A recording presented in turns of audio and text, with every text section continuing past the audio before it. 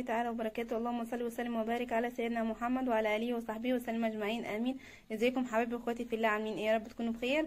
النهارده هنعمل معاكم يعني تقريبا المفروض انه تاني روتين ليا على القناه، لان اول روتين كان لما رجعت شقتي، وانا مش بحب اعمل روتينات قوي يعني، لان طبعا الكل بيعمل كده ومفيش حاجه مميزه في شقتي، خصوصا ان لسه ما جبتش بقيه حاجتي ولا كملت فرش فيها.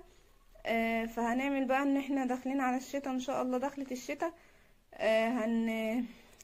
هنمسح بقى، نشيل السجاد بقى واحط وهنحط عليها المفرش السجاد الحافظات وكده، وهنمسح بقى المراوح، لان زي ما هوريكم دلوقتي بصوا المراوح متبهدله متهبهبه خالص، مش عارفه من ايه، رغم ان انا على طول قافله الشباك اصلا، يعني انا فاتحاه بس كده عشان ينور وانا بصور. وحتى دي على رأي جوزي عاملة زي ما يكون كانت في محل بقالة، بتاعت محل البقالة انضف على رأيي. همسح بقى هبدأ بالمروحة، هنزل المروحة دي اول حاجة وامسحها، وامسح الاباليك برضو لان في تراب، والحيطة هلمعها، وبعد كده بقى ايه هظبط الفرش ونشيل السجاد واظبط الدنيا. هنزل المروحة وارجع لكم. نزلتها اهي المروحه بقى، هفكها من هنا كده وهمسحها. طبعا مرحله المسح مش مستاهله ان انا اوريها لكم اهي. هنفك من هنا اهو، نفكناها كده، فاضل واحده ولا اتنين. هفكها بقى اهي، اتفكت كده. طبعا بقى بصوا هي مش في يعني شويه تراب، يعني مش محتاجه نظافه قوي يعني، بس طبعا انا لازم اعين الحاجه نضيفه عشان اغطيها. وبرده شوفوا ده كله بقى هنمسحه بسرعه بسرعه بسرعه واخلص وارجع لكم تاني بعد ما تكون نطفت ان شاء الله. يعني هي مش مستاهله طبعا، انا اوريكم هي بقطن، او قصدي بفوطه قطن يعني، او اي قماشه عندك صوفه كده، عشان ايه تلمع الحاجات دي. انا بحب استخدم يا اي حاجه صوف قديمه، يا اما قماشه قطن اللي هي مايكرو فايبر، او الحاجات دي بتنضف احسن، بتنضف احسن من اي حاجه. انا مش هفك اي حاجه تاني، حتى دي مش هفكها، يعني هي مش محتاجه تفكيك، انا هي هتتنضف كده وهي هنا. هخلص بقى واقفلها وارجع عينها تاني ونشوف هنلبسها كفر ايه معايا، عشان نخلصها بقى ونخش بقى على مروحه السقف عشان نخلص حته حته. انا طبعا شلت السجاد كله من الشقه، وشمسته علشان يتشمس يعني يومين، نحاول يومين شمس قبل المطر والحاجات كده، والدنيا تمطر والشمسه بتبدا تمشي في الشتاء مش هتبقى كويسه. فانا عايزه بقى يتشمس بشمسه الصيف شويه او الخريف، وكويس ان الشتاء مش عايزه يدخل. انا ما بحبش الشتاء عامه، ولا يعني مش ليا تقول على الشتاء اصلا. فشلت السجاد وفرشت مفارش السجاد مؤقتا، وبعد كده احط السجاد واحط المفارش تاني عليها. هخلص بقى وارجع لكم نكمل سوا. عايزه اوريكم حاجه في طريقه التنظيف انا نسيت اقول لكم عليها. انتي بتروحي ماسكه دي اللي هو الجزء ده ورمياه كده، او على الناحيه التانية كده. بصوا اللي بينزل اهو. وطبعا انت ممكن تعمليه بالفرشه، بس الفرشه هتقفر دي. انا بقول لك اعمليه في حته في الارض فيها بلاط، وبعد كده هتجيبي الفوطه اللي هتمسحي بيها، تروحي بقى ايه جايباها كده ايه. بصوا ده على الناشف، هتنزلي كل التراب على الناشف. بصوا التراب بيروح اهو، بصوا ده تراب اهو ده كده. ده هي انت كده ممكن يعني كده خلاص ممكن تكتفي بكده، بس انا طبعا مش هكتفي بده. بصوا بقى اللي نازل تحت اهو. انا بقى ايه حبيت اوريكم بس الطريقه في دي، لان انا هعمل كل المراوح كده، وهروح بقى اجيب بقى من المسحوق اللي همسح بيها وهمسحها وارجع لكم تاني. المروحه بعد ما خلصتها ولمعتها دلوقتي بقى في ان انا ايه مرحله ان انا هلبس الكفر بقى. مش عارفه محتاره ما بين شكلين. انا كنت جايبه لها واحد وعامله لها واحد صراحه، وبعدين جبت واحد تاني، فحسيت انه جيت بجربه يعني بركبه كده بجربه، لقيته شكله حلو هنا، بس ان انا ابدله هوريكم ونختار سوا وانتوا تقولوا لي رايكم. اهو قدامي الشكلين دول، الشكل ده او الشكل ده اللي هو بتاع شانيل ده. بصراحة انا حسيت ان بتاعت شانل لايقة اكتر على المكان. هوريكم الاتنين سوا وتحكموا انتوا يعني.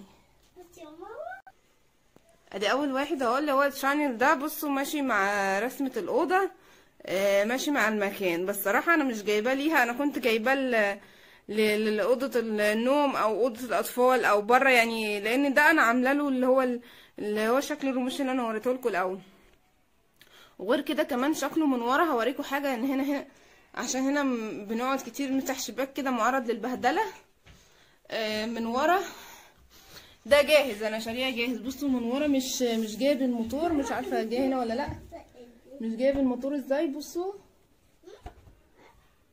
فمكشوف، فده عايز مكان يعني مثلا ما بتفتحش زي الاوض او كده. فانا هركب بقى ايه التاني برضو واوريهولكم. ده بقى بتاعي الريموش اللي انا عاملاه. بصوا بقى من ورا وصل لحد الموتور ازاي، فمقفله كويس، التقفيل كويس. غير ده يا دوب ايه جاي هنا كده، يا دوب مغطي الوش. الكفرات اللي بتيجي جاهزه من بره يا دوب مغطيه الوش، انما اللي انا عاملاه ما شاء الله سواء اللي هو القماش المستورد او المصري كله ما شاء الله عليه يعني بيغطي لحد الموتور.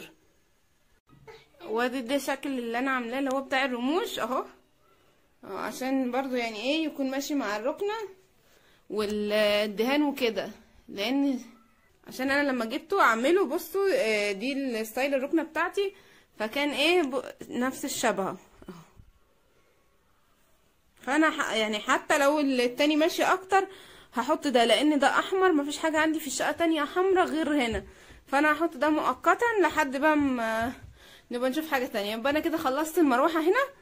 نخش بقى ايه على نشوف هنعمل ايه تاني. هعمل بقى هخش على مروحه السقف. انا هنضفها طبعا، بشوف طرق كتير ان انت تنضفيها من تحت، بتاع مساحه تتعمل بزعافه، الحاجات دي كلها. انا صراحه مش باكل معايا الحاجات دي، لازم اجيب انا عندي السلم الحمد لله جايباه معايا في الجهاز، فهجيبه وهلبس همسحها. لازم اشوف من ورا ومن قدام، ما مقتنعش انا بالتنظيف العشوائي اللي انا مش شايفاه ده. همسحها بقى وانضفها والبسها الكفر وارجع لكم تاني. طبعا انا مش مستاهله ان انا اوريكم انا بعمل ايه، اكيد هشيل التراب الناشف وبعد كده همسحها على المبلول والمعها وبعد كده هلبس الكفر. وطبعا الكفر زي ما قلت لكم اللي هو الكفر ده زي ما قلت لكم قبل كده، ده كفر اللهم صل على النبي، اللي هو اللي عامل بالقماش اللي عامل زي الفازلين او الجوخ ده، علشان انا اصلا ناويه اغيرها وهجيب نجف. وانا عندي كده كده كفرات كامله من اللي انا بفصلها، بس يعني انا جاي حاطه ده مؤقتا، يعني انا ممكن افصل لها كفر وكده، بس انا حاطه ده مؤقتا على ما ان شاء الله يعني قريب ان ربنا يعيننا ونجيب نجفه وكده. هخلص بقى المروحه دي وارجع لكم تاني بعد ما تكون نطفت بقى، واوريكم ايه الشكل بعد التنظيف بقى. ادي المروحه اهي يا بنات خلصتها، لمعتها من فوق لتحت. بصوا الجناح او الاجنحه عامه، البهدله اللي كانت فيها اللي عامله زي مروحه البقال، كل ده كان بخار من الكتمه والقفله. نطفت اهي وبقت بتلمع. زي ما قلت لكم انا طلعت على الكرسي وعملتها بايدي. هو انا ما برتاحش للموضوع اللي هو ان انا انضف وانا تحت، ده لازم اكون شايفه الحاجه ومتمكنه منها. على راي جوزي انا غاويه تعب يعني، بس بحب الحاجه تتعمل على اكمل وجه وتكون نظيفه، اصل هي بتتعمل مره في السنه يعني، فمش هكروتها كمان. هلبسها بقى الكفر بتاعها واوريكم بالشكل النهائي بعد ما اتلبست. شكلها يا بنات اهو بعد ما لبس الكفر، صراحه بيحافظ عليها جدا، بالذات بقى كمان لو مغطيه الجزء الابيض اللي باقي اللي هو الموتور ده. هو انا علشان ان شاء الله يعني ناويين نجيب النجفه قريب، فمش مش لبستها من اللي هي بتاعه الموتور، او مش جبت لها او عملت لها واحد بمعنى اصح من ده. بس لو لقيت الموضوع هيطول هروح جايبه لها واحد عشان نديرها. صراحه الكفر بيحميها جدا وبيحافظ عليها طول الشتاء، بتفضل نضيفه. يا دوب يجي الصيف اروح شايلها وبس. بيحافظ عليها يعني. انا حتى ده فضلت السنتين بتوعي وانا مش هنا، جيت لقيتها نظيفه ما احتاجتش تتنضف مني. في ناس بتعملها جرايد بس بيبقى شكله مش حلو، في ناس بتسيبها بتتبهدل تاني. وفي ناس علشان حابه تفضل شايفه شكلها بتعملها بالاسترتش، بس انا شايفه الكفر يعني بيبقى موضوع كويس برضو شيك، وخصوصا ان بقوا بيخترعوا منه في جلد وقماش وقطيفه والجوخ والفازلين، قماش الفازلين والحاجات اللي زي كده دي. فيعني انا شايفه ان هو حاجه عمليه جدا يعني موضوع الكفرات ده. شكرا لمخترع الكفرات ده. يبقى انا كده خلصت المروحه دي، والمروحه دي هجيب بقى المروحه العمود هي كمان واعملها بالمره عشان يبقى خلصت من ايه موال المراوح، ولبستهم وكاستهم عشان برضو التراب، والباقي بقى يبقى سهل بعد كده اللي هو تنظيف الارضيه والحاجات دي. هجيب بقى المروحه واعملها برضو معاكم. دي المروحه العمود بقى هعملها هي كمان، هفكها زي ما فكيت التانية. طبعا مش محتاجه اوريكم برضو بتتفك ازاي، هفكها ممكن بالمقشه او ارمي ده في الارض هينزل التراب، وانضفها وافكها من جوه، وهلبسها الكفر بتاعها. دي هتتحط فين، هتتركن فين؟ دي هتتركن في اوضه النوم، فهلبسها الكفر بقى الفوشيا اللي هو الاول واحد اتعمل. المهم هخلصها بالمره بقى عشان كده ابقى خلصت بقى ايه المراوح، مش فاضلش غير بتاعه اوض النوم، هي يعتبر نضيفه برضو، بس هبص عليها بصه عشان البسها الكفر بتاعها برضو. لان التراب يعني احنا اصلا يعتبر مقفلين، وبصوا التراب اصلا يعني شوفوا بيعمل ايه في الحاجه، وانا اصلا على طول مقفله الشقه. فهمسحها بقى واخلصها وارجع لكم تاني. وادي المروحه خلصت اهي، بقت برو على الرأي اللي بيقول. الحمد لله خلصت خالص خالص اهي، فكيتها كلها ولمعتها. دلوقتي بقى ايه هلبسها الكفر بتاعها الاولاني اهو. لبس ده اول كفر كان عملناه وهو بتاعها اصلا وخلاص، اتلبس ليها تاني. بصوا احنا بنعمل عظمه يا جماعه. ده بقى بصوا لحد ورا يعني الموتور لابس ازاي. هوريكم بقى الفرق كده هنا عملي قدام عينيكم من الكفر الجديد اللي انا شارياه التاني. هو غالي على الفاضي وخلاص، انا متهيألي شاري العبد ولا تربيته. ده انا كنت مثلا ماشيه بيه يعني، لا مش في كل حاجه. هوريكم بتاعه شانيل عامل ازاي عليه. بصوا هو شكله على الفاضي، بس القماشه على فكره نوعها مش قد كده برضو، زي ما كنت وريته في فيديو المشتريات اللي هي القطيفه النايمه دي. وبصوا بقى من ورا، بصوا الشكل بشع. ايه ده بقى؟ طب وده لما يكون في مروحه هنا هتتغطى ازاي يعني؟ انا مش فاهمه، انا مش عارفه اللي بيعمل الكفرات ده كان بيفكر ازاي. احنا ما شفنا الفكره عملناها بحيث ان هي دي الفكره، الكفر يغطي لحد هنا. انا مش يعني بصوا انا هحاول طبعا اضيقه واظبطه. هو شكلي بس زي ما قلت لكم وغالي على الفاضي يعني. ولا انت اعملي الحاجه بايدك، وان شاء الله هنعمل سوا في القناه الطريقه بتاعته يعني. عامه طلع كل الكفرات كده، مفيش كفر موجود على النت من اللي بيبيعوه ده معمول بيبقى كامل للموتور من ورا. ادي شكله، هو شكل بس صراحه هو شكله حلو في اللبس وكده. بس برضو يعني انا عايزه الشكل واللون يعني. انا ممكن ده ما يمنعش ان انا لو لقيت القماشه مثلا اجيبها واعملها، مش شرط قطيفه، اي قماشه اي حاجه اجيبها واعملها انا عادي يعني. المهم هاخدها بقى اوديها على اوضه النوم، لانها هي تتركن في جنب في اوضه النوم، ملهاش مكان غير كده صراحه. وهنشوف هنعمل ايه تاني. زي ما قلت لكم بقى هخلص من المراوح بقى الاول. فجبت مروحه اوضه الاطفال هعملها وهغطيها برضو بكفر من الكفرات بتاعها. طبعا هفك بقى وهعمل كل المراحل اللي هي مش لها لازمه ان انا اوريها لكم دي وارجع لكم تاني. قلت اجيب المروحتين بتاعت اوضه النوم بتاعت اوضه الاطفال اعملهم سوا، بدل ما كل شويه اقعد اصور دي لوحدها ودي لوحدها. هخلصهم بقى مره واحده والبسهم كفراتهم واعلقهم، وبعد كده بقى نشوف هنعمل ايه تاني. انا خلصتهم اهو بقى هعلقهم. وبعد كده بقى ايه، بعد ما اعلقهم بقى ابدا اعمل بقى في المع بقى في الابواب والخشب وكده، وابدا بقى بعد ما اخلص واكنس وامسح يعني. هنشوف المرحله الجايه هنعمل ان شاء الله. انا دي بتاعت اوضه النوم اهي، ودي بتاعت اوضه اللهم صل على النبي اوضه الاطفال. انا بقى بما اني خلصت الشعلقات كلها والتزعيف وكده، فاضل لي بقى غير ايه النجف. هعمل النجفه دي ونجفه اوضه النوم علشان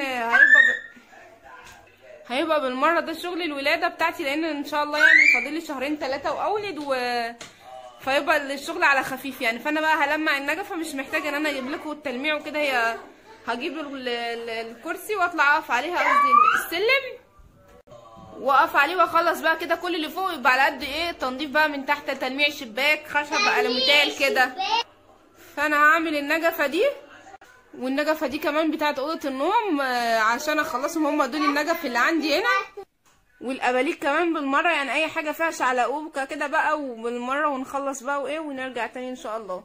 هو هيبقى روتين طويل على فكره، ده مش هيقعد معايا شكله يوم، ممكن يقعد يومين 3 يعني. هخلص بقى وارجع لكم تاني. انا بعمل على مهلي طبعا عشان انا حامل، وربنا يقدرني يعني، ببقى بعمل اكل وكده وشغلي في البيت، بجيب طلبات كده والتنظيف يعني معاه. هنلمع ان شاء الله وايه ونوريكم النتيجه النهائيه بقى، وهجدد ان شاء الله في الفرش، يعني هيبقى في تجديد غير المعتاد بقى. برضو من ضمن التجهيزات الشتوي ان احنا لازم نطلع اللحفه، بس انا مش كنت هطلع دلوقتي اللحفه والبطاطين، بس لولا ان الجو فاجئنا امبارح والدنيا مطرت كان لازم نطلع. لقينا فجأة الجو قلب من شمس كده لهوا وبعدين مطر، فكان لازم نطلع بقى اللحاف وطبعا الكلام ده كان العصر، بعد العصر كده اخر النهار، بعد العصر بحوالي ساعة، فمش لحقنا ان احنا نحطه فوق، ولا كان في شمس.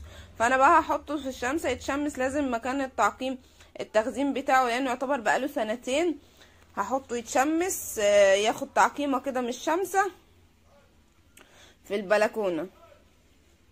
طبعا البلكونة اتبهدلت، عايزة كنسة ومسحة محترمة. بصوا الدنيا اتبهدلت ازاي.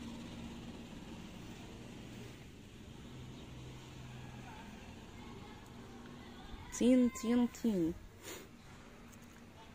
لا هي جابتها امبارح لحد ما قالت يا بس يعني. الشمس مشيت على الناحية دي، فانا هحطها بقى الناحية دي، همسح السور والحبال دي علشان بس مكان لو في صدى ولا حاجة، يعني مطلعها بايدي. همسحه واحط اللحاف عشان مش هعرف اتمكن منه وانا بحطه، وارجع لكم تاني. ادي شكل اللحاف بتاعه اهو، ده شكله شبه علم مصر، هو وشين.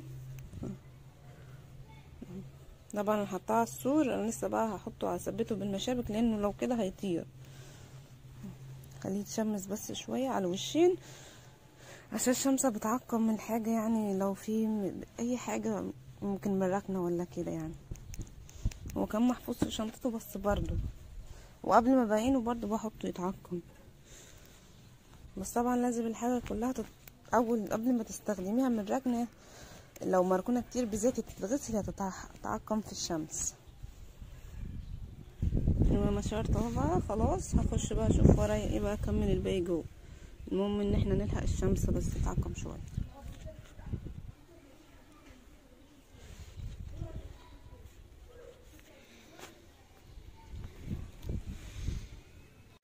انا كده مسحت، خلصت النجفه اللي بره واللي جوه، طبعا مسيح متعب ومسحت على قد ما اقدر اي كلام كده. هبدا بقى لمع الخشب والستاير والحاجات دي والدولاب وهنا، واخلص بقى وهفرش مفارش جديده. انا شلت المفارش دي صيفي بالنسبه لي، فانا شلتها بقى هغسلها وهحط مفارش تانية هجدد يعني في الاوضه بقى. هلمع الخشب وافرش السرير. لمينا اللحاف من على الشمسة بعد ما تشمس وكده.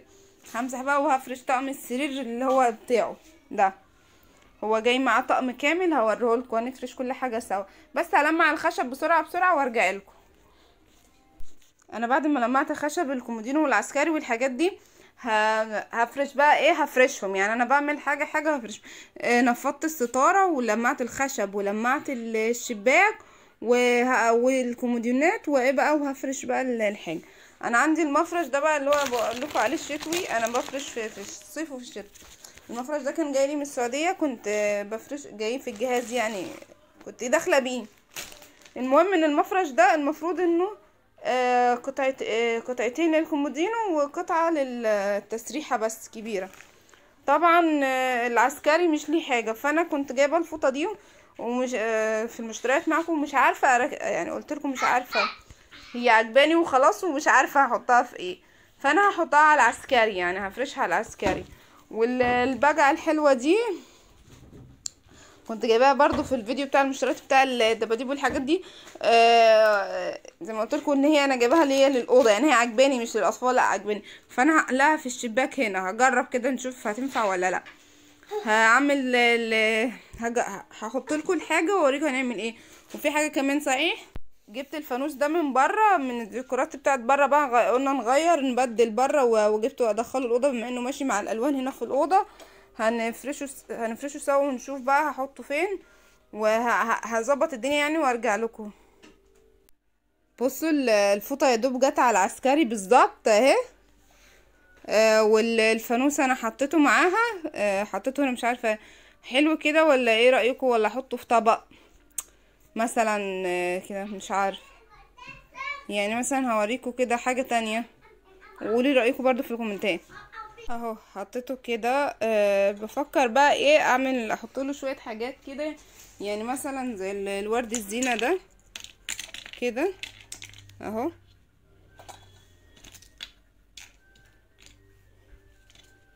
هحطه واوريهولكوا في الاخر اهو كده مثلا، يعني كده ولا الطبق فاضي. شوفوها بقى وقولوا لي ايه رايكم. ده الورد الزينه، ودي قشر استفندي، قشر برتقال، قشر رمان، عندك اي حاجه زينه ممكن تستخدميها كده. زي ده، وده اصلا مش ورد، ده بتاع قطن، قشرة قطن، هم عاملينها زينة. هبقى ان شاء الله يعني لو عرفت اوصله هجيب لكم طريقته بيتعمل ازاي لو عرفت اجيب. هو ده الشكل كده اهو. المفرش اهو بتاع الكومودينو. بصوا يعني ايه مقرب ليه اهو. هخلص بقى فرش باقي الاوضه واوريكم الفرش الشكل النهائي. عايزه اخد رايكم برضو في حاجه، ايه رايكم لو حطيت الورد ده ورا، مش عارفه عامل زحمه مثلا او مش ليه لازمه، مش عارفه. الشكل اهو كده، كده بيه اهو، وكده من غيره اهو. هنشوف برضو في الاخر هعمل ايه وهستقر على ايه. برضو في حاجه عايزه اقول لكم عليها. السبحه دي انا كنت حطاها مع ديكور رمضان والعيد، انا حاسه ان هي مش كيوت كده، مش ماشيه مع الموضوع يعني. ايه رايكم برضو اسيبها كده مثلا ولا اشيلها يعني؟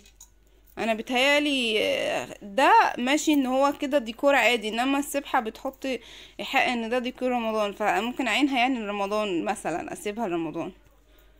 شوفوا برضو قولوا لي رايكم يعني، ادوني اقتراحات كده. انا كده بقى ايه خلصت التلميع الخشب والحاجه، ما بقيش بس غير ان انا هغير السرير. وارجع لكم بقى هلبس الحاجه بتاعته دي. هو جاي معاه الطقومه بتاعته كلها، هفتحها بقى وايه واغيرها. حاجه طبعا متعانه مغسوله، فهلبسها على طول واوريكم الشكل النهائي بقى في الاخر. انا فرشت كده الطقم اهو. دي الدفايه بتاعته اللي جايه معاه، وجاي معاه كمان كيسين مخده وكيسين خداديه. لبست المخده اهي، المخده وشين اهي، وزي اللحاف برضو وش ملون ووش ساده، ممكن تتلبس على الوشين، وبرضو دول المفروض ان هي وشين اهي، كل حاجه فيه وشين. بصراحه اللحاف ده تحفه قوي يعني.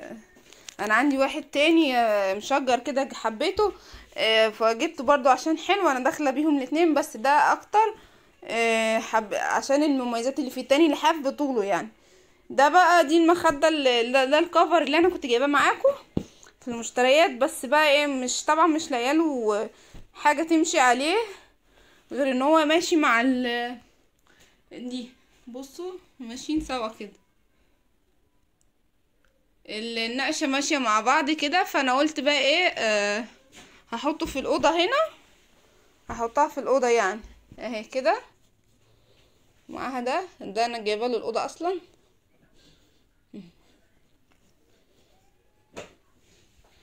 اهو. فضلش بقى غير ان انا ايه افرش اللحاف واحط اللمسة النهائية والسجاد بقى بعد ما كنسنا ومسحنا ونضفنا اهو. هحط بقى اللحاف عليها وارجع لكم اوريكم ايه اللمسه الاخيره. ادينا فرشنا الاوضه اهي. مش فاضل بقى غير السجاد، هفرش الارضيه. حتى الكرسي لبسته الكفر بتاعه علشان زي ما قلت لكم قبل كده هو عاملهولي لون احمر، مش عارفه مش ماشي مع الاوضه خالص يعني، فانا جبت له كفر لون بينك كده عشان ايه يمشي معاها، او فوشيا مش عارفه، المهم ان هو ده اللي لقيته يعني. دي كده خلاص اهو. تعالوا بقى اوريكم انا مخبيه السجاد هنا في الاوضه، طبعا ما حدش يتخيل انا حاطاه فين. انا كنت حاطاه هنا بس عشان شكله، بصوا اهو حطاه هنا وحطاه ورا الستاره طبعا منفوشه فمش مبينه. هشيل بقى السجاده وافرشه واوريكم بقى ايه الفاينل تاتش. كده خلصت فرش الاوضه، ونقدر نقول بقى مرحبا بالشتاء. ادي خلصت اهو، حطيت الكفر هنا بتاع المروحه اهو، هو ماشي مع الاوضه هنا برضو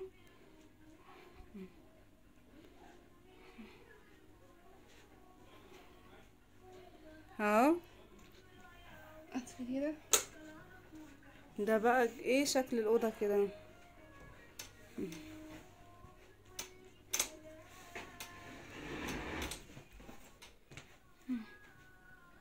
ايه رايكم؟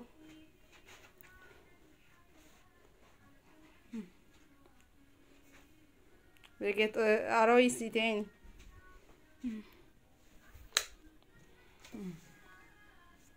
عيد الانوار.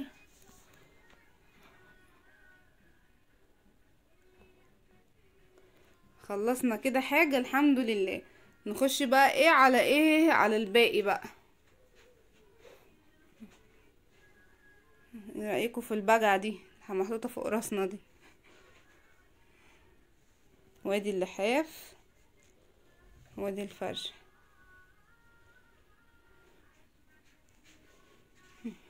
نخش بقى نشوف هنعمل ايه تاني. هندخل بقى على اوضة الاطفال. الحال مقلوب زي ما انتم شايفين. انا غيرت السراير وغسلت الملايات. هرفع بقى المراتب، اطلع الشتوي واعين الصيفي وكده، واغير بقى واظبط الدواليب والدنيا، وافرش السجاد والم اللعب الكركبه ودي والحاجات دي، وهفرش ملايات جديده. مش هفرش دفايات دلوقتي بقى لسه، طالما ما حدش بينام هنا فبلاش دفايات يعني، خليها ان شاء الله على اول السنه على ما اولد وكده، لانه بدل البهدله يعني خلينا نفرش ملايات وخلاص. انا طلعت طقم برضو ملايات جديده عشان افرشها. هظبط بقى الدنيا هنا واروق اللعب والحاجات دي مكان ابني وشوف طبعا الكراكيب دي مش هتتشال لسه، ما نشوف ربنا يسهل كده بتاعه النيش، لان لسه ما صلحناش النيش برضو، فحاجه النيش مكركبه، فشكلها كده قاعده مقيمه مع ابني هنا في الاوضه. طبعا ده برضو عايزين بقى هبقى انضفه، اعمل له كده في يوم تنظيف وترويق الاوضه عشان استقبال البيبي، وهعمل معاكم حاجه كده. طبعا نايم الدبدوب فيه. عايزه بعمل له كسوه للمرتبه دي عشان هي مش مشمعه، هي ووتر بروف بصوا، فبعمل لها كسوه. المهم يعني هروق الدنيا هنا بقى واوريكم برضو التقفيل الاخير بعد ما اخلص. فرشت انا السراير بقى خلصتها، وبعدين حسيت ان الجو بدأ يسقع والملايات مش ماشيه كده، فقلت هفرد عليها دفايات كده زي البطاطين. هفردها هنا هطلعها معاكم. دي دفايتين، انا كنت فاكراها بطانيه بس عامله زي ما يكون دفايه، هي دفايات تقيله عامله زي ما يكون بطانيه. هي نوعها المجد اهي. طبعا حاجه المجد تقيله، انا اول مره لسه افرشهم صراحه، مش كنت فرشتهم قبل كده لان ما كناش بننام في اوضه الاطفال، ما نمشي غير في ولاده ابني الاولى بس، وكنا فرشت اللحفه، واللحفه كان معاها دفاياتها يعني، فما نمتش في الاوضه كتير. وبعد كده رحنا نمنا في اوضتنا تاني. فهفرش دي برضو بالصدفه طلعت رسومات ميكي ماوس باينه عليها اهي، بصوا اهي. هفرشها وهوريها لكم برضو بعد ما تفرش. وبعد ما هرصيت هدومه بقى القديمه، دي الهدوم الجديده بتاعته اللي جاياله، كان دي هدوم الشتوي، في جايله وفي احنا شارينها يعني. دي دفايات انا كنت شاريهم له السنه اللي فاتت، ما كانش يلبسهم لسه اهو. دفايتين كنا في مرسى مطروح وجبتهم له يعني، كانت الواحده عامله 35. جينا نجيبهم بقى من هنا، كانت الخامه كويسه يعني اهي.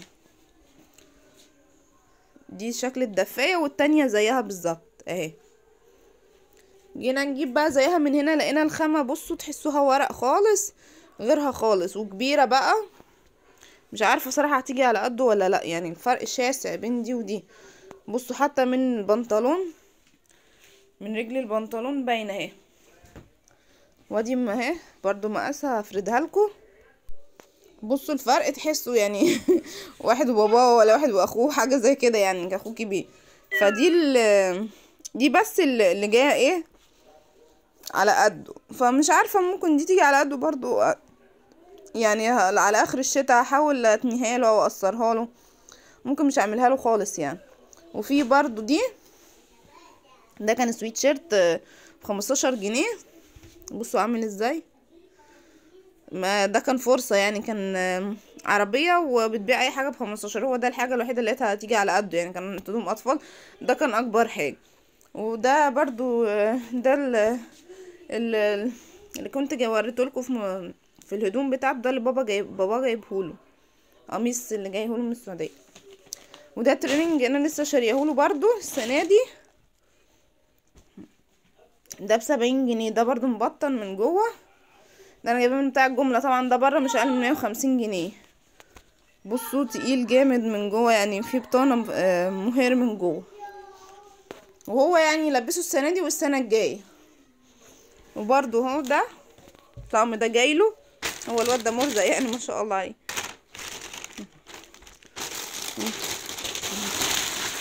وفي برضو جايله ترنج اهو، بس الترنج ده كبير عليه قوي يعني، باين من مقاسات اللي قال ان هو يلبس شحوطه، مش طفل عنده 4 سنين ولا 3 سنين، كبير جدا. فده برضو هنعينهوله، ممكن اعينهوله يعني مع الدفايات ما يلبسهمش. طبعا بقى انا رصيت الدولاب، رصيت له هدومه، ودي لعب ورا هي وقعت وانا بطلع الترنج بعد ما حطيته. فهكمل تظبيط بقى وايه، ورص بقيه الهدوم تحت. هحط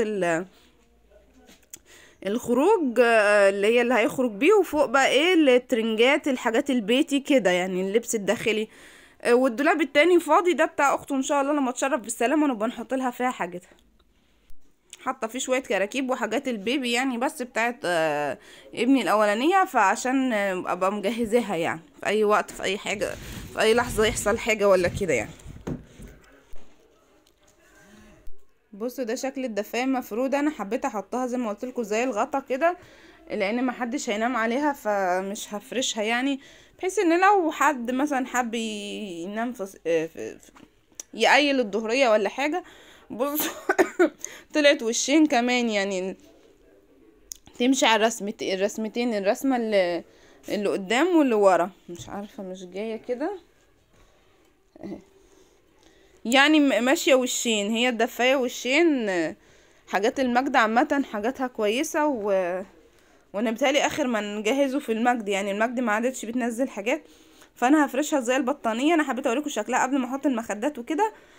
هكمل بقى بقيه السريرين وهدوم ابني، واوريكم ايه اللمسه النهائيه بقى للاوضه بعد ما اتفرشت وافرش السرير. طبعا انا كنت بقول زيكم الاوضه خلصت، لا كان في بلاوي لسه بره اهي، جبتها رصيتها برضو. وده بيت الكور بتاعه لامن فيه زبالته ولعبه وكده كده. انا جايبه له باسكت للعب اللي هو اللي بيتغطى ده، اللي هو نفس القماشه بتاعت بيت الكور، هلم فيه بقى بقيه الحاجه دي وكده. وهجيب له كمان واحد، لان واضح ان الحاجه دي محتاجه 2 3 كمان يعني معاه. دي كده بقى عشان هي المفروض ان بيت الكور ده كان بيلعب بيه بره، فانا بقى هدخلته جوه عشان يعني يبقى يلعب في اوضته هنا، يتفرد هنا كده يعني. ممكن افرده له هنا يبقى يقعد بيه يلعب بيه هنا بقى، عشان يبقى في الاوضه هنا. طبعا الاوضه ما بقتش مش عملت شتويه قوي يعني، هو مفيش غير الدفايات فيها، ما نزلتش لحفه ولا كده، بس لسه بقى ان شاء الله ايه على الولاده يعني. هنطلع بقى.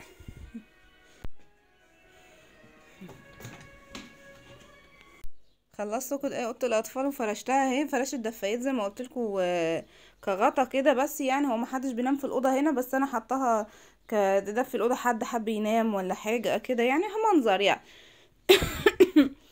برضو زي ما طلعت بص سبحان الله كده جت بالصدفه، كله ميكي ماوس ميكي ماوس، حتى السجاد كله ماشي مع بعضه مع الستاير اهو. وحطيت له المصليه بتاعته هنا. المصليه دي كانت بتاعتنا وانا واخواتي واحنا صغيرين، كانت صغيره كده مثلا صغيره.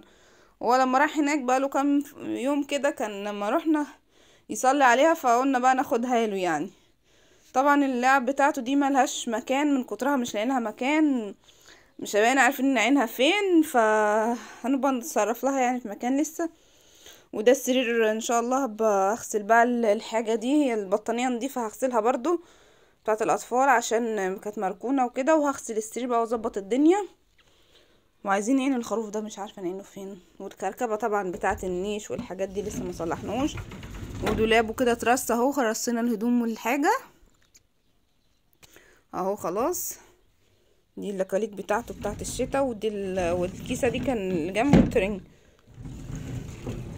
هنا بقى دي الفوط والملايات، وهنا كان مكان الدفايات، وتحت دي الكسوات اللي هي بتاعت اللي انا جايباها معاكم في المشتريات بتاعت اللهم صل على النبي. السراير دي بقى مش قلت مش فرشها لما ان شاء الله يعني ايه ما اجي اولد، ما هي ملهاش لازمه، لان انا اصلا السراير بتاعتي عليها المشمع بتاعها لسه. وغير كده مش بننام عليها يعني، الحمد لله ابني مش بيعمل بيبي هو نايم على نفسه، فده مساعدني يعني ان انا ايه ما اعملهاش. ودي برضو ايه الضرفه بتاعت البنوته لما تشرف باذن الله، وريتها لكم انا كده. الاوضه خلصت خلاص.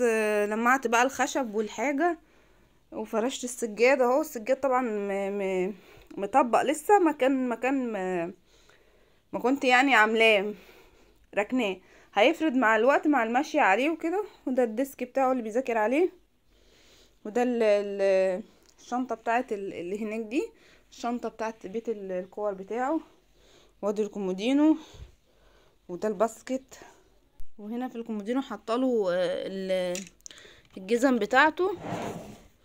طبعا هو بيلعب في الحاجه وبقى يبهدلها. ده عايزه بقى برص واشوف اللي صغر عليه واللي لسه كبير وكده، لانه كل سنه بلاقي حاجات تانية صغرت يعني، عشان نتخلص منها او نشوف اللي هينفع يتعين لاخته او كده.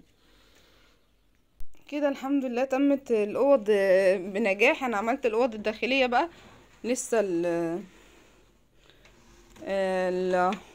الصاله يعني، واوضه الركنه بتاعه الضيوف. ودي المكنسه بتاعتي هنا عم مخبيها ورا الباب هنا. طبعا الملايات طلعت الكسوه صغيره بتاعه الخداديه، باينه اهي في الصوره انها صغيره. مش عارفه اول مره اول يعني طقم يعمل معايا كده يعني، فمش مهم، كده كده مش بننام عليها. ونبقى ان شاء الله بقى ايه اغيرها يعني ايه كمان اسبوعين 3 كده ولا حاجه. كده انا خلصت. نطفي بقى النور. ادي الاوضه اشباح ده شكلها بعد ما خلصت اهي. هقفلها بقى. ودي الدولاب اهو، ودي الحاجه بتاعته.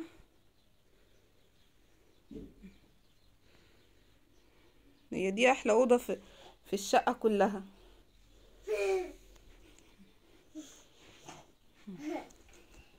مبسوط هو ان هي خلصت. نروح بقى نشوف هنعمل ايه تاني بقى بره بقى. هنا بقى اوضه الارج، هكنس وهمسح، وهشيل مفرش السجاد ده اغسله، وافرش بقى السجاده تحته، وهفرش السجاد اللي هنا، لان الدنيا بدات تسقع. فالمفرش لوحده زي ما انتم شايفين المكان ده فاضي اصلا، الاوضه دي فاضيه ما فيهاش غير النيش، وحتى النيش ما اتفرشش، والصف والجزامه. وقفص العصافير ده كمان هحاول اشيله برضو عشان مبهدل لي الدنيا. بس المشكله ان الجو وحش زي ما انتم شايفين، بصوا الدنيا مغيمه على طول، خايفه عليهم العصافير بره يعني ان يجرى لهم حاجه. فهشيل بقى المفرش وهفرش تحته السجاد وهنضف الدنيا، وهجيب لكم بقى ايه النتيجه النهائيه. وانا بظبط عايزه اعمل شويه ديكورات كده، هجيب لكم النتيجه النهائيه بعد ما اخلص يعني. انا كده بقى النهارده ده كده تاني يوم بعد ما كنت خلصت ولمعت الحاجه وكده. جبت السجاده فرشتها، والمفرش اهو كان اتغسل بقى ونضف، فهفرشه. فانا حطيت السجاده بقى في النص، وهحاول احط المفرش عليها وسطنها عشان يعني ايه يندري الفراغ ده. طبعا الفراغ ده كان المفروض يتحط فيه ركنه وكده، بس مفيش حاجه بقى بتقعد لبعد الجواز دي، مفيش حاجه بتتعمل بعد الجواز، بتبقى اولويات كتير. هو انا عندي ركنه تانية وهي دي صاله فاضيه كده يعني. فهفرش بقى واحط عليها السفره، ونعمل شويه ديكورات كده مع بعض. انا فرشت المفرش هنا، حاولت اوسطنه في الصاله على قد ما اقدر اهو. فرشته طبعا. العصفور ده مش عارفه له مكان اوديه فيه، ودي انا حطيتها هنا. دي كانت ورده كده انا شارياها، عملتها لكم في الفيديو بتاع الديكورات اهي. بصوا هو ده الباسكت اصلا، انا حاطه 2 باسكت صغنن هنا يعني. ده باسكت عادي ودي اهي. دي كانت كده لان انا كنت بشتري ورد وحاجات، وبعدين لقيتها عند بتاع الورد كده فخدتها منه ب10 جنيه تقريبا يوميها. قلت على اساس مثلا ايه يعني ممكن اقطع منها ورد او كده، وبعدين جه في بالي ان انا ممكن احطها بحالها في بتاع زي كده عامله زي الصباره. بصوا شكلها حلو قوي. وهنا عملت ركن الصلاه، ظبطته، حطيت فيه المخده دي. انا كنت حطاها في الركنه بس هي مش ماشيه مع الركنه بتاعتي عشان احمر وكده، فانا حطيتها هنا هتلاقوها ماشيه مع، بصوا قماش الستاير. وهنا بقى المصحف بتاع الاذكار اهو. دي فيها اذكار الصباح والمساء والحاجه بتاعت الايات اللي المفروض تتقال بعد كل فرض يعني اهي. هفرش بقى، احط السفره وارجع لكم تاني. دلوقتي انا عايزه بقى اعمل الديكور. انا عايزه ادخل يعني ناويه اجدد واعمل ديكور ذهبي كده، بحيث ان اصلا يعني انا عندي مثلا الشقه فيها بني في اصفر مدي على ذهبي، فانا عايزه الديكور يعني ايه يكون جديد بقى، حاجه جديده، فاعملها بستايل ذهبي. اللي ساعدني كمان على الفكره ان انا كان جايلنا علبه حلويات المولد، وبعدين ايه اللهم صل على النبي، ايه بصوا طلعها لكم. العلبة عجبتني شكلها، لونها ذهبي كده، شكلها حلو. انا قلت ممكن استغلها في حاجة، فشفت الصواني بتاعت ايكيا والحاجات دي فقلت ممكن استغلها، فحاولت اجيب اي حاجة بقى لونها اصفر او ذهبي. بس هي القاعدة بتاعتها بصوا بقى ضعيفة جدا يعني، مش مريحاني. بصوا بترقص كده، فدي نتيجة عندنا قديمة. قلت هظبطها عليها يعني، ظبطتها. وجيت من هنا كان في، بصوا دول كان كبير شوية يعني، حوالي مثلا نص سنتي يعني، حبة قد المسافة دي. فانا قطعتها بسكينة وظبطتها بحيث انها ايه تدخل جوه هنا. هفك بقى هفك دي الكرتونة دي عشان ايه يعني ايه اثبتها لها قوام من تحت كده. هفكها بقى واوريها لكم بعد ما ركبت. هي بصوا بتتفك عادي اهي، انا حاولت افكها قبل كده لقيتها بتتفك، فهي تتفك وتركب من تحت زي بطانه كده، بس تثبيته ايه قاعده ليه. وبعد كده هوريكم بقى شكلها. بصوا انا فكيت بس جنب واحد، البتاع سهله جدا اهي. فكيت جنب واحد بس وايه وعملتها هنا، وهركبها بقى تاني زي ما كان اهي. من هنا كده تركيبها سهل جدا اهي. هي طبعا مش هتلاقوا الصينيه زي شكلها الاولاني، الله اكبر الله اعظم، بس ايه يعني نوعا ما احسن. بصوا تقلت كده بقت ماسكه نفسها تشيل اي حاجه، انما الاول كانت ضعيفه ما تشيلش حاجه خالص يعني، كان كرتون ضعيف. هرجع لكم بعد الاذان بس على ما يخلص. زي ما قلت لكم انا عملت الصينيه اهي، ثبتها، عملتها زي الصينيه كده بتاعه تقديم بتاعه ايكيا. ممكن احط فيها حلويات على فكره، او اعملها صينيه تقديم، وممكن كمان ان انا احط فيها ديكورات. فانا جبت كل الديكورات اللي ماشيه بقى مع الديكور الشتوي والحاجات دي. الذهبي كل اللي عندي يعني من اللي انا جايباه، او بني او لون كافيه او كده. وهي انا ممكن على فكره حاساها دي مش هتثبت، فانا ممكن اعملها برضو بلزق يعني، او بغيرها يثبتها، او شمع.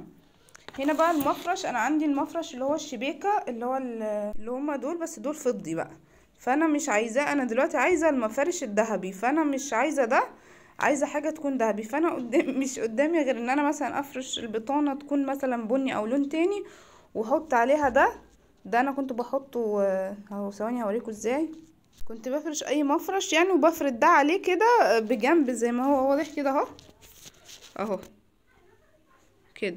او ممكن احطه مثلا في النص يعني، اسيبها ازاز زي ما هي واحطها في النص كده، بس طبعا هيتفرد شويه يبقى كده مثلا يعني. او ان انا مثلا هحط مفرش تاني، عندي قماشه كده لونها اصفر هحطها برضو، بس مش عارفه حاساها مش هتبقى كويسه ليه يعني، عشان هيبقوا كله اصفر في اصفر، فهوريها لكم برضو. اهي دي القماشه اهي بعد ما اتفرشت، دي لونها اصفر، ده شكلها كده اهي. بس مش عارفه حاساها تبقى فاقعه قوي مثلا دي مع دي كده يعني. بصوا مش عارفه بقى، محتاجه بقى حاجات تكسر اللون يعني. هنجرب مثلا دي اكتر علشان شكل الازاز بايخ نفسه من تحت، هيبقى لو عملت المفرش التاني اللي انا وريته لكم الاول هو ده هيبقى فاتح قوي، فهيبقى بايخ، فمش هي... هيبقى لوحده يعني على الازاز مش مستلطفاه برضو، فعايزه حاجه تحته مثلا فاتحه، فانا ما عنديش مفرش يعني. فانا بقى ايه هحط دي، هجرب كده مثلا معاكم. هو انا ممكن احط ده، نستنى الاذان طيب. شكله حلو عليه. ده طبق الفاكهة انا طلعته من الحاجة بتاعتي اللي متعانة بتاعت النيش. بس للأسف مش عارفة يعني، هو لوحده مش هينفع برضو، محتاج حاجة. ممكن احطه مثلا يكسر اللون واحط دي جنبه زي ديكور كده اهي. اهي واروح حاطه الحرف ده مثلا، جايبه حرف هنا اهو كده. بصوا شكلهم لذاذ مع بعض يعني. انا كنت لما بقى كل الديكورات اللي ممكن مثلا تليق زي ده كده، دي عربية هي لونها هي زي نحاسي كده في العلبة دي. طبعا الحاجات دي انا عايزاها مثلا تتحط هنا كده اهي. في دي انا كنت جايبها من مرسى مطروح ووريتها لكم في المشتريات اهي مثلا.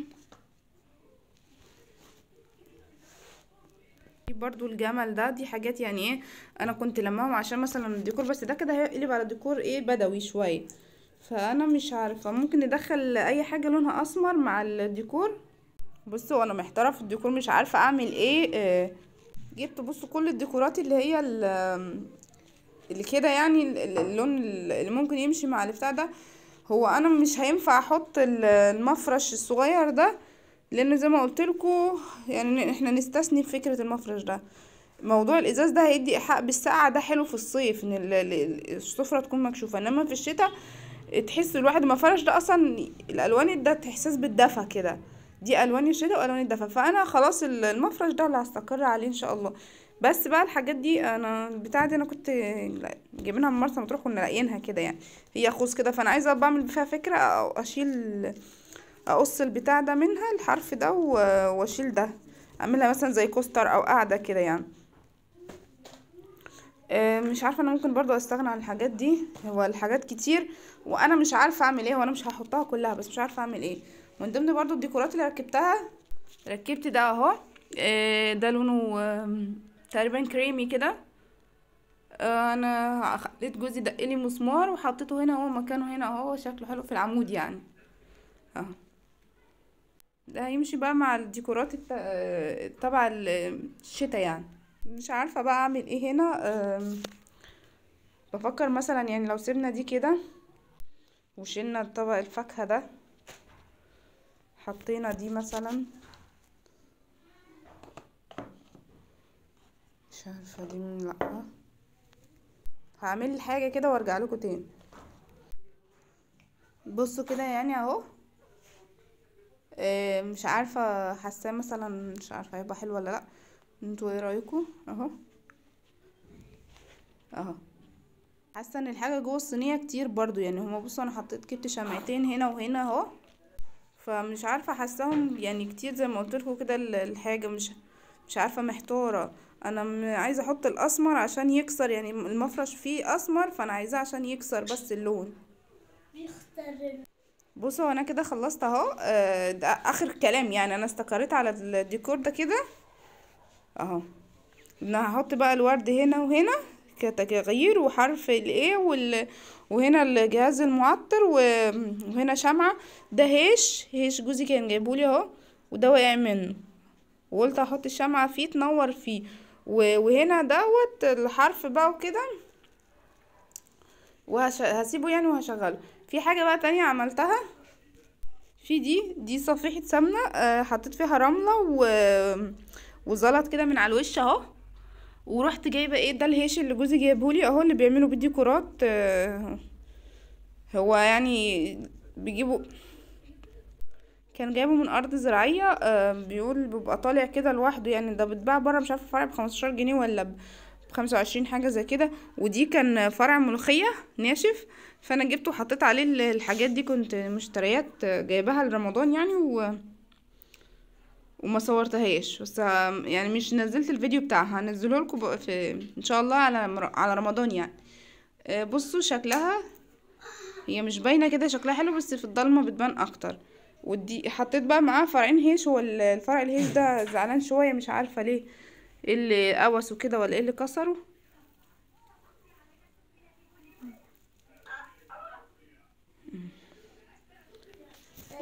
دي حاجات طبعا مش كلهم هيتحطوا هنا، ده انا حطاهم كده مع بعض يعني.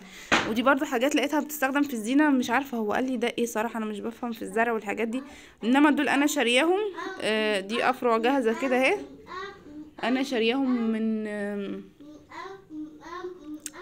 اللهم صل على النبي، بتاع عندي بتاع الورد الواحده بجنيه. حطيت بقى ايه دول 3 هم اللي هم ده خوص، وبرضه هو اللي قال لي خوص كده بتاع مش عارفه باين، قال لي بتاع القفص ولا بتاع النخل ولا ايه مش فاهمه يعني.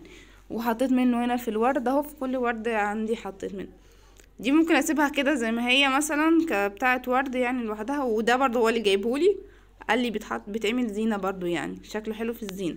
هو شاف الحاجه وجاب لي منها، قال لي دي حلوه يعني في الزينه، تستخدميها في الزينه، عشان عارف ان انا بحب الورد والحاجات دي. القماشه دي انا نسيت اقول لكم بقى، انا دي جايباها كانت هي مش مفرش، هي قماشة كان عليها عرض، يعني بتاع القماش، محل بتاع قماش عامل عليها عرض المتر ب20. هي قطيفة زي ما انتوا شايفين كده اهو. وبعدين عجبني شكلها هي وواحدة تانية، فانا جبت مترين منها ومترين من التانية اللي هي دي اهي. بس زي ما قلت لكم انا حسيت ان دي فيها الوان كتير مش هتمشي مع الصالة هنا، زي دي ماشية مع الوان الصالة اللي هو يعني المفرش والدهانات يعني وكده يعني ايه في الصالة دي نفس الالوان. فانا بقى جبتها قلت لعل وعسى يعني تنفع في حاجة، ما جاش في بالي ان انا اعملها يعني مفرش ليا. هي انا قلت ممكن تنفع كفرات كسوة لاي حاجة، ما جاش في بالي انا ممكن احتاجها في هنا يعني. انا كنت عايزة اعملها مثلا كمان للبف او كده، فقلت بقى ايه دي هتنفع بس لحاجة تانية يعني، ما جاش في بالي ان انا اعملها هنا، وهي ماشية مع الدنيا هنا خالص يعني. فانا زي ما قلت لكم سبحان الله بقى، هي جت معايا كده يعني. انا مش جايباها انها مفرش للسفرة بتاعتي اصلا، لان هي كبيرة، هي عرضها 1.5 متر في مترين، فهي كبيرة مغطية السفرة ومعوماها كمان. فهي انا ممكن برضه احطها يعني المرة دي كده وبس، اشوف لها اي حاجة تانية اعملها بيها. هما دول اصلا اهم حاجة في الشتاء يعني، دول اهم تجهيز في تجهيزات الشتاء كلها بقى كده بقى، عشان خلاص بقى ايه يعني ايه كده الشتاء دخل رسمي يعني. لان الشباشب ما عادتش جايبه نتيجه، فلازم نطلع دول بقى. دول روحي، دول انا وريتهم لكم في المشتريات بتوع الشتاء، انا كنت جايبه تقريبا منهم 10 يعني، غير اللي جايين مع البورنوس بتاعي. طبعا في حاجه نسيت اقول لكم عليها، بما ان خلاص بقى الشتاء دخل، طلعت الكروكسات اللي انا كنت شاريها معاكم دول، اللي هم دول اهم. طلعت بتوع الاتنين، واحد ليا وواحد لجوزي يعني، وابني بقى يبقى يلبس بتاعه اهو، عشان لما يجي من شغله يلاقي ايه بتاعه موجود. طبعا بقى عشان السقعة وكده، وعشان الدفى، وعشان برضو ايه نمشي بيه على السجاد. انا منعاهم يعني يمشوا بالشباشب على السجاد، بس ده مسموح بيه لانه ده زي ما انتم شايفين ده فل من تحت اهو، فنمشي بيه عادي. بص ده استكمالا للديكور الذهبي، ده فرع كور برضو بتاع رمضان. طبعا الحاجات دي مؤقته، انا مطلعها بحاجه رمضان بس مؤقته، وهعمل اخدها ارجعها تاني. حطيت بقى ايه واحده من السنابل دي على واحده من الفرع ده اهو، حطيته في الفيشه جنب الباب هنا في النيش. بس هو فتره مؤقته كده يعني، على ما نبقى نركب الازاز وكده. وركبت البتاع بتاعه المفاتيح اهي. وادي كده خلصت الديكور هنا اهو. البتاع دي ترابيزه، دي طبليه صغيره كده جايبينها يعني عشان ناكل نذاكر عليها كده. وادي دي الشجره اللي انا عاملاها من بعيد. هطفي النور بس اوريها لكم. طبعا هي مش كده كامله، ده انا بس كانت تجربه، لسه عايزه بس ادهن الصفيحه دي واظبط الشجره والشجره كمان عايزه ادهنها، يعني ممكن اديها لون ابيض بس يفتح وينطق المكان. وده الشكل اهو النهائي للسفره، خلصتها اهي. هنا بقى الجزامه. حبيت بقى ايه ادخل لون ازرق. اللون الازرق ده طالع موضه، حبيته يعني. كان عندي القماشه دي مش بستخدمها قطيفه يعني، فحسيتها هتبقى حلوه بقى مع الحاجه دي. استنوا انا مش عارفه اللي محطوط فيها ده. دي اللي انا كنت برضو شاريها معاكم في مشتريات مطروح، الحاجه بتاعت دي اباجوره الملح الصخري يعني. هشغلها لكم برضه اوريها لكم وهي شغاله. ودي بقى اللي انا عاملاها، ولسه الفيديو بتاعها مش نزل في الجروب، قصدي في لسه مش نزل على القناه. هو اصلا يعني تايه مني، بحاول اجيبه لكم تاني. انا اللي عامله يعني دي ايه، ده رمل ملون. ادي ده شكلها. حطيت بقى شجرتين الكريسماس بقى عشان راس السنه وكده، كل سنه وانتم طيبين. والجراموفون ده انا حاطاه من زمان، هو والتليفون ده. طبعا الديكورات عندي هتلاقيها كتير كده، معلش انا بحب الحاجات دي يعني. اهي هشغل لكم بقى، هطفي النور واشغل لكم واوريكم الاضاءه النهائيه يعني والشكل النهائي. دي شكل الحاجه هنا اهي. طبعا السلوك دي منظرها سخيف بتاعه النت والراوتر والحاجات دي. ادي الشكل اهو. وقفز العصافير ده والله مش عارفه اعمل فيه ايه، خايفه اطلعهم تاني في الساعه دي يجرى لهم حاجه. هوريكم بقى الشكل النهائي في الاضواء الخافته يعني. كده ده الشكل النهائي اهو في الاضواء الخافته اهي. بعد ما طفيت كل حاجه بقى، انا نسيت اشغل الحرف، بس لعلمكم يعني هو تشغيله مش ليه اي لازمه، علشان الاضواء بتاعته مش زي مش ماشيه مع الجو خالص. هي بيضه مش صفرة يعني. بصوا شكله اهو مش لطيف قوي يعني. بص انا عكست الدنيا كده، حتى مداري على الاضاءه دي، فانا حاساه مش حلو يعني، مش ليه لازمه ان هو ينضاء. هي كفايه شكله بس ماشي مع الديكور وخلاص.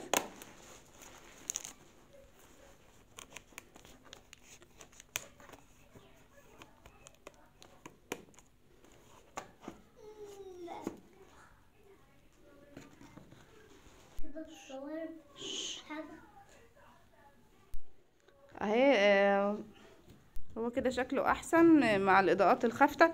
شايفة ان شكله كده احسن يعني مع الديكور الخافت اهو. ان لو كان اصفر كان هيبقى شكله احلى اهو. وده الدنيا كده هادية. ده طبعا ده برضو اعمل اضاءة الناحية دي كده. هي حاجة بسيطة كده بس الواحد بيفرح بيها نفسه يعني. ان شاء الله بقى نعمل ديكورات حلوة على رمضان والعيد. وهنا انا خلصت فرش. دي برضو الطرقة هنا اهي. طبعا شقتي بلاطها باين شويه. انا ما كنت لما اتجوزت كنت بجيب، ما بحبش انا النوع الناس اللي بتغطي السيراميك بتدهنه سجاد ده، بس الشتا كل مدى ما بيسقع، ولو خصوصا في اطفال فلوحدك هتضطري غصب عنك يعني تجيبي السجاد او حافظات على الاقل زي دي. انا الحافظات دي انا داخله بيها بتاعه الارج وبتاعه دي اهي مع الاضاءه الخافته اهي. شفتوا بقى دي كده شكلها احلى اهي. انما انا شايفه ان بتهيألي لو قلت الحرف يعني هيبقى شكله مش حلو. كده انا خلصت هنا، ما فاضلش بقى غير اوريكم الركنه، التقفيل النهائي للركنه. انا عملت اوض النوم والاطفال ودي الارج، مفاضلش غير الركنه بس وخلاص بقى. يبقى كده خلصنا من ديكور الشتاء، ومش فاضل بقى ايه غير ان احنا بقى نبقى نعمل تجهيزات الولادة على السريع كده يعني، لان هتبقى الدنيا نظيفه. انا عندي مفيش بهدله، مقفله على طول، فالدنيا نظيفه زي ما انتم شايفين اهو. ودي اباجوره الملح هي بنات. حبيت بس اوريها لكم عن قريب وهي في الضلمه، شكلها تحفه تحفه وبجد يعني. انا حاسه ان تاثيرها رهيب بجد يعني. انا جربتها زي ما كنت قلت لكم في المشتريات، حاسه ان تاثيرها فظيع يعني والله، بطل الطاقه السلبيه فعلا. قريت عن الملح وقريت عنها كتير، ادخلوا اقروا عنها هتلاقوها فعلا ليها تاثير يعني كبير. طبعا نسيت اشغل شجرتين الكريسماس دول هما كمان، اشغلهم لكم اهم. ده شكلهم اهو. ده شكل الحته كده والدنيا اهي. هنشوف بقى ايه اللي عليه الدور، ما بقاش غير الركنه بقى، نخش عليها ونشوف ايه ايه اللي هنعمله فيها وايه اللي باقي فيها. هي عشان بس فيها شغل كتير هي اللي سبتها للاخر. انا كده خلصت اهو فرش الركنه بقى.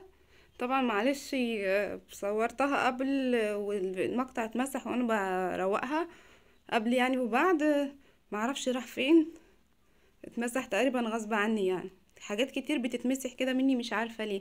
المهم يعني خلصنا بقى كده ده روتين الشتا بقى كده. كان نفسي اجيب لها بياضات بس ما لحقتش اعملها لان خلاص على وشك يعني ان انا اولد وكده. اهو عملنا الكفرات اهي سوا اهي، وزعفت الحيطه والستاير وفرشت المفرش. هو المفرش كان مفروش، قلت بدل ما اشيله لان احنا معظم قعدتنا هنا، فحطيت السجاده هنا عشان مثلا يعني تبقى ايه هي السجاده سميكه عن المفرش، لان حسيت المفرش بيطلع بروده جامده لينا واحنا قاعدين، والشتا السنه دي مش عارفه فيه ايه يعني. فحتى طلعنا كمان الدفايه بقى، قلنا عشان نتدفى وكده. وابني ايه حط الدبدوب ده هنا، قال لي حطيه، قلت له ماشي. انا عارفه انه مش ماشي مع الركنه بس اهو حطيته له كده يعني. ودي مخده كده كنت انا عاملاها زي تكايه كده، والكسوه بتاعتها وكان قماش عندي وانا اللي عملته لها، حتى هتلاقوه ماشي مع الركنه اهو، ماشي مع الالوان. انا كده خلصت. وده بقى اللي عملت، حطيت هنا الديكورات دي. ده كان ورد جايباه اهو، دي اهي، دي كنت جايباها مع الديكورات يعني الحاجه علشان تجديد البيت وكده. ودي الجوهره انا كنت جايباها معاكم، وريتها لكم في المشتريات مع الحاجه اللي انا كنت جايباها من القاهره. وحطيت شمعة حمراء في النص. والمفرش ده انا كنت شاريه برضو جديد، لسه فرشته في العيد بس مره وبس. وده حامل الريموتات، ودي علبه المناديل اهي. وهنا بقى الدباديب زي ما هي، وحطيت عجله الورد دي برضو شارياها مع الورد والحاجات دي. ودي الكوشانات دي انا اللي عاملاها مع المخدة الورد والمخدة الهلال اهو. في حاجات تانية لسه عاملاها بس برضو يعني ايه، قلت لسه مش هتطلع دلوقتي، مش ليها وقتها يعني. انا كده خلصت اهو. وحطيت بقى الترابيزة ورا بتاعة الركنة، بحيث مثلا لو حد جه يبقى قاعد ورا واحنا مثلا قعدتنا قدامه البهدله. وعندي موكيتة كده هفرشها على السجاده برضو عشان ما تتبهدلش، ولما حد يجي مثلا ابقى اشيلها ولا كده عشان بس احفظها من البهدله. ادي كده شكلها اهو. ودي الحروف عندي انا كنت حطاها في الارض هنا بس حسيتها زي ملطش كده، حسيت ان هي الخلفيه ليها هنا احلى اهي. بصوا بس الشموع دي انا يعني مش بتاعتها، هشيلها. الشموع مش ماشيه معايا عليها يعني. وده بقى حطيته بابا نويل او سانتا كلوز علشان شهر 12 بقى وراس السنه وكده. جوزي كان جايبهولي عشان راس السنه يعني، كنا خارجين سوا جابولي. والشموع دي كنا جايبينها قبل كده بتنور يعني وكده برضو اهو. اهو يا رب كده يكون بقى الفيديو عجبكم وتشجعتوا معانا لروتينات وترويقات الشتاء. انا اتشجعت وقمت عملت، تشجعوا انتوا كمان يلا وقوموا اعملوا معانا. الشتاء داخل بقى وعايزين بقى نجهز نفسنا للسقعة. انا فرشت كل الشقة كده، كل اوضة خلصتها ووريتها لكم. رشيت المعطر، هو فاضل هنا بس رشة المعطر وخلاص. ويبقى كده انا ايه الحمد لله يعني كفارة. لسه بقى ان شاء الله على الولادة هروح شايلة الكسوة واغسل المخدات والحاجات دي وهشيل بقى وامسح تاني، بس يعني هيبقى بقى خفيف، حاجات خفيفة يعني. بس الوضع هيفضل زي ما هو، وكل الديكور وكل حاجة يعني والمخدات وكده زي ما هي للولادة. دي كده شكل الركنة بتاعتي اهي اهو. هنا حطيت الكوشن ده لونه بني، فانا مش لاقي على حاجه في الركنه، فرحت حطها على الكرسي هنا. ودي السجاده الشاج الورد. طبعا السجاده الشاج ده شكل بس يعني استغفر الله العظيم، في تنظيفه صعب ومتعب جدا. انا كده اكون خلصت معاكم الفيديو، يا رب يكون بقى عجبكم. مش تنسوني باللايك والاشتراك في القناه لو اول مره تشوفيها، وفعلي زرار الجرس عشان يوصلك مني كل جديد. واستنوني ان شاء الله في فيديو جديد وروتين جديد. والسلام عليكم ورحمه الله تعالى وبركاته.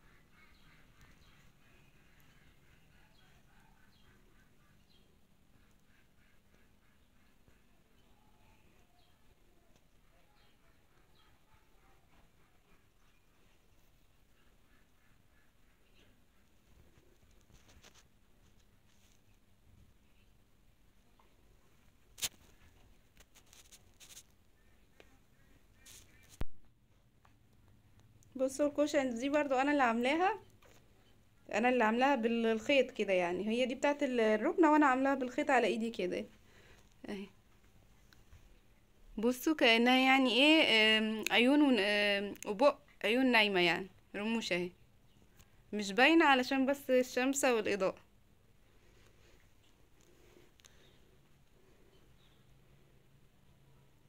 وعلى فكرة بصوا الإزاز ده ممكن تفتكروه ملحمس، بس ده من تحت، من الركنة، من تحت الترابيزة نفسها، علشان الترابيزة الإزاز مكسور، وكان أي بقى حاجة تقع تدخل تحت الإزاز يعني، فالإزاز مكسور من النص من هنا. ابني خبطه اول ما جينا وكسره، فاي حاجه بقى تقع مهما بص الواحد يمسح وخايفه انا اشيل الحاجه تبهدل الدنيا يعني، الازاز يتكسر وكده، مش اعرف ارجع الحاجه مكانها، على ما ان شاء الله بقى نبقى نغير يعني الازاز. بفكر اصلا ما غيروش واشيله خالص، ده لو الخشب هيستحمل. بصوا ايه رأيكم بقى في الاحمر والاسود بتاعي؟ مش دايما الفواتح هي بس اللي حلوة يعني، ماله الاحمرات والاسودات. والكفر ده برضو انا اللي عاملاه اهو.